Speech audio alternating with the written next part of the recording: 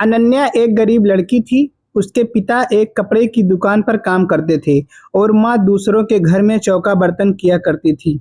अनन्या अपने माँ बाप की इकलौती लड़की थी। उसके माँ बाप ने उसे बड़े लाड प्यार से पाला था। वह चाहते थे कि अनन्या पढ़ लिख कर बड़ी आदमी बने, जिससे उसके सिर से गरीबी का कलंक मिट जाए।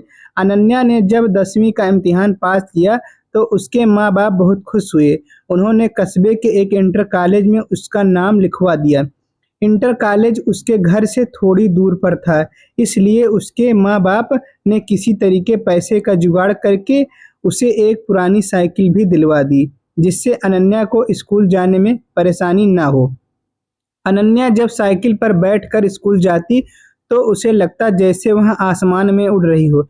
यह उसका बहुत पुराना सपना था, जो उसके माँ बाप की वजह से पूरा हुआ था। इसलिए वह रोज समय से स्कूल पहुंच जाती और मन लगाकर पढ़ाई करती। लेकिन एक दिन अनन्या की जिंदगी में एक नया मोड़ आया। दोपहर का समय था। स्कूल से छुट्टी होने पर उसने अपनी साइकिल ली और घर की ओर चल पड़ी। लेकिन अभी वह थोड़ी दूर ही पहुंची थी कि पीछे से आती एक बाइक उसके बगल से गुजरी। बाइक को जो लड़का चला रहा था वह उसका हम उम्र ही था। लड़के ने थोड़ा आगे जाकर अपनी बाइक रोक दी और अनन्या को रुकने का इशारा किया। अनन्या उस लड़के को अक्सर रास्ते में देखा करती थी। जब भी वह स्कूल जाती और स्कूल से आती तो वह लड़का सड़क के किनारे खड़ा उसे निहारा करता था। शुरू-शुरू में उसे देख कर अनन्या को बहुत गुस्सा आता था, लेकिन धीरे-धीरे वह उसे अच्छा लगने लगा था। इस तरह से रास्ते में रोके जाने से अनन्या घबरा सी गई। पहले उसका मन हुआ कि वह अपनी साइकिल आगे बढ़ा दे, लेकिन फिर न जाने क्या सोचकर उसने अपनी साइकिल में ब्रेक लगा दिया। वह लड़का अनन्या के पास आ गया और धीरे से बोला, "मेरा नाम सुमित है। मैं रोज आपको स्कूल जाते हुए देखता हूँ। अगर आप बुरा ना माने तो मैं कुछ आपसे कहना चाहता हूँ।" "क्या?" अनन्या के मुंह से सिर्फ इतना ही निकला। सुमित ने अपनी शर्ट की जेब से एक गुलाब की कली निकालकर उसके हाथ में रख दी और उसकी मुट्ठी बंद करते हुए बोला, "मैं तुमसे बहुत प्यार करता हूँ। उठते बैठते सोते जागते हर समय बस तुम्हारे बारे में सोचा करता हूँ। मुझे कुछ भी अच्छा नहीं लगता है।" सुमित और भी बहुत कुछ कहना चाहता था, पर अनन्या ने उसके होठों पर हाथ रखकर उसे चुप करा दिया। "तो उसको मेरा प्यार कबूल है?" उस लड़के ने अनन्या की आंखों में आंखें डालकर पूछा। अनन्या शर्मा गई। उसने चुपचाप हाँ में अपनी गर्दन हिलाई और साइकिल पर बैठकर तेज-तेज पैडल चलाती हुई अपने घर को चली गई। इस तरह अनन्या और सुमित में बातचीत की शुरुआत हो गई। सुमित रोज उसके लिए कोई न कोई गिफ्ट लाता और उसके लिए जीने मरने की कस्में खाता। उसकी बातें सुनकर अनन्या दीवानी हो जाती और सपनों की दुनिया में खो जाती। एक दिन सुमित ने अनन्या से कहीं घूमने चलने का आग्रह किया।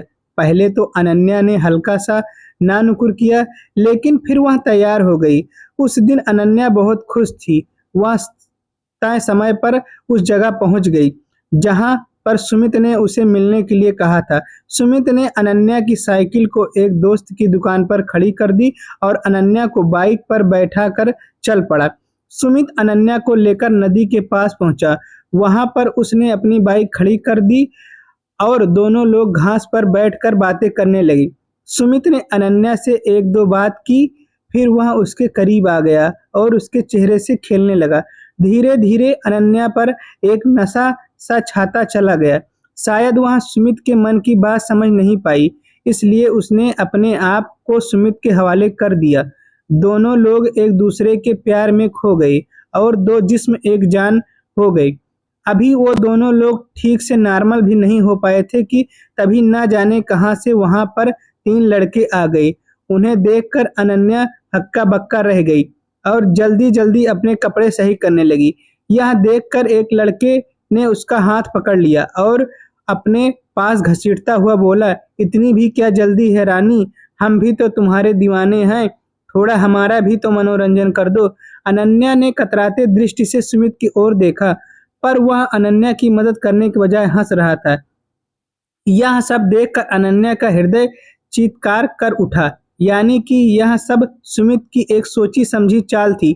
अनन्या आगे कुछ सोच नहीं पाई क्योंकि वे 3 लड़के उसके ऊपर भूखे भेड़िए की तरह टूट पड़े थे। अनन्या मदद के लिए चिल्लाती रही और उसे नोचते घसोटते रहे। कुछ ही पलों में अनन्या की सहन शक्तियों ने जवाब दे दिया और वह बेहोश हो गई। लगभग 1 घंटे के बाद अनन्या को होश आया। वह 3 लड़के और सुमित वहां से जा चुके थे। दर्द की वजह से उसके शरीर की प्रत्येक नसें फट रही थी। उसकी आंखों के आगे अंधेरा छाया हुआ था। उसके सारे सपने ध्वस्त हो चुके थे। उसे अपना जीवन समाप्त होता हुआ नजर आ रहा था। अनन्या सोच रही कि क्यों मैंने सुमित की बातों पर विश्वास किया, क्यों मैं उसके साथ बस्ती से इतनी दूर यहाँ पर आई। अब मैं क्या मुंह लेकर अपने घर जाऊंगी, अपने माँ बाप को क्या बताऊंगी। मेरा ये हाल देखकर वह तो जीते जी मर जाएंगे।